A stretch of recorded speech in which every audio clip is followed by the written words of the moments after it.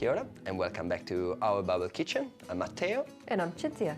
Here we are today sipping white wine during lockdown and cooking an Italian's and apparently Kiwi's favorite, the ragu alla Bolognese. This is actually a precise request of Cinzia's niece. Ashley, Jonathan, this is for you. So, very simple, classic recipe with white wine. That's why, the only reason why we opened it already. And the mutti sauce, I would particularly insist on this brand because I personally find it makes the difference. Olive oil, extra virgin, possibly please. Spaghetti, I use the brand De Cecco, which I personally like and is a very good brand in Italy as well. Just some carrots, celery, onion, garlic, and half a kilo of mince. Do you know what the name of spaghetti is in Māori? No, which is? It's noke parawa. Noke parawa. Noke is worm, parawa is dough, so worm dough. All right. Looks like worm. Nice. And what's the mince? Miti naku naku, chopped up meat, kariki, aniana, herewi, karoti, kinaki tomato, hinu oriwa, me te waina. Perfect. So I would say, how do you say cheers in Maori? Tihei Mauriora. T.A. Mariora. Let's get cooking. Let's jump straight into it with some extra virgin olive oil. Here we go. Generous amount of it. Just a little bit of garlic. A whole onion, which we previously chopped up. I'm just gonna start stirring this stew a little. I'm gonna make them nice and golden. So originally I learned this recipe just before I started at uni. At the end of the high schools, I moved to London for a couple of months and I found a job as a chef in a daily restaurant. It was my first professional experience cooking. And this is actually one of the first recipes which I've been taught, being a classic. And you know, you can buy generally pre-mixed, so like tomato sauces with already onion and basil into it. It's always better to do everything from scratch. You're never gonna get the flavor otherwise. There we go. Now that the onions and the garlic are nice and brown, we can proceed with the celery and the carrots. These were roughly a couple of sticks of celery and about 4 carrots, medium size. One of the biggest differences between cooking in Italy and cooking in New Zealand, and I must say in Australia as well, where I've been living in the last few years, is that you don't get to have flames, but you have the resistant kitchen, and flames allow you to go from maximum to minimum in a snap of finger, whereas here sometimes I find myself having the heat a little bit too high. And as we say in Italy, this is definitely the time to put la carne a cuocere, some meat to cook. La carne a cuocere? La carne a cuocere. La carne a cuocere, what does it mean? It generally means, you know, let's get to the core of the issue. Let's get to the meaty part of what we're doing. Let's get to the meat. Let's get the meat. Go. So here it is. We mix it thoroughly. It doesn't literally have to get burned. And some extra flavor is going to be given by a little bit of wine. Can I get the wine? Glass first. Well, yeah. And then the bottle. I meant the bottle, but it wasn't too bad to get a sip as well, hey? In this case, we're using Sauvignon Blanc, which perfectly suits the purpose. And this is one of the other distinctive inside tips any good Italian would give you. There we go. So since this sauce is very thick, I generally save whatever's left with another little bit of boiling water.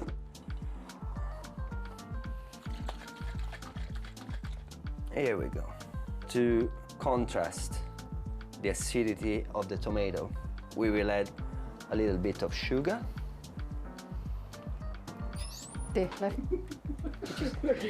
This is where the white sugar is kept, eh? Do you remember with the cannelloni we used the raw one because I couldn't find it? Now we know where's the white sugar.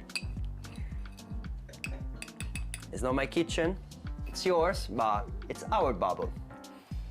Here we go, just a teaspoon of sugar. And now, the secret for the bolognese is basically the longer you leave it cooking, the better. So if you had a chance, just prepare it even 2 hours before you want to have it. There we go. Okay, so here we are with the water boiling as well. And let's proceed to check the pasta in it. Cinzia. I want to do this. I want to do this. Yes. Yes! That's how we open spaghetti. Here we go. So just before putting actually the spaghetti in, I will add salt to the pasta.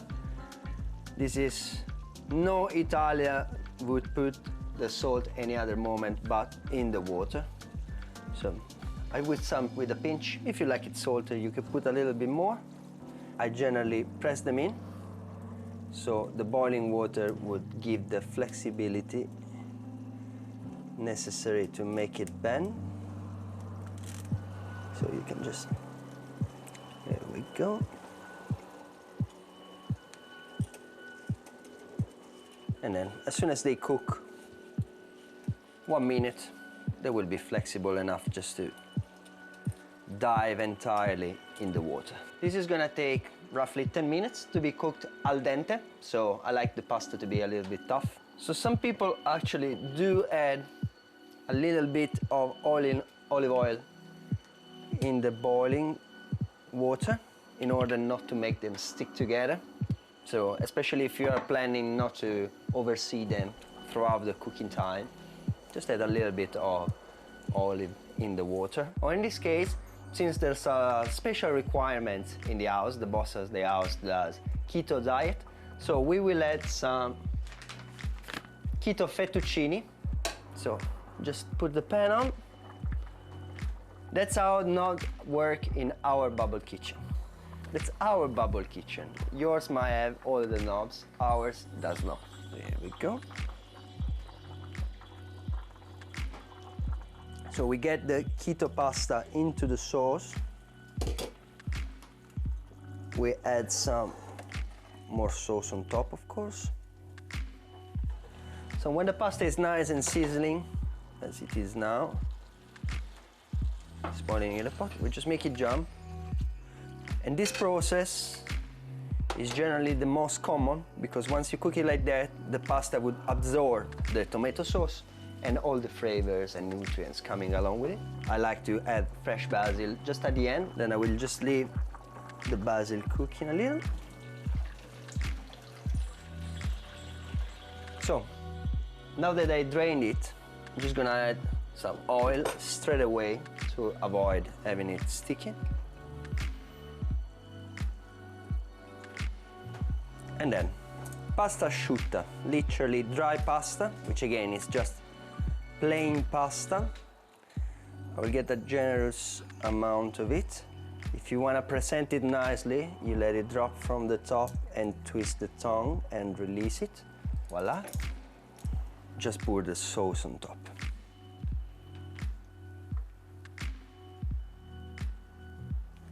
There we go. I would always generally put a little more olive oil at the end. Different stages of cooking, the olive oil always releases a different flavor.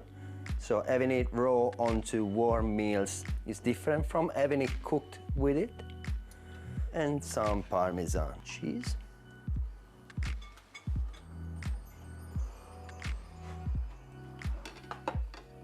Wow, this is amazing. Spaghetti Bolognese. Bolognese. Bolognese, is that how the right pronunciation that's is? the adjective Bolognese. describing like people or meals, things in general, coming from Bologna, sit in the center of Italy. Anna, Tefana, Spaghetti Bolognese. Bolognese. Bolognese. Maori ora. Maori ora. Maori ora.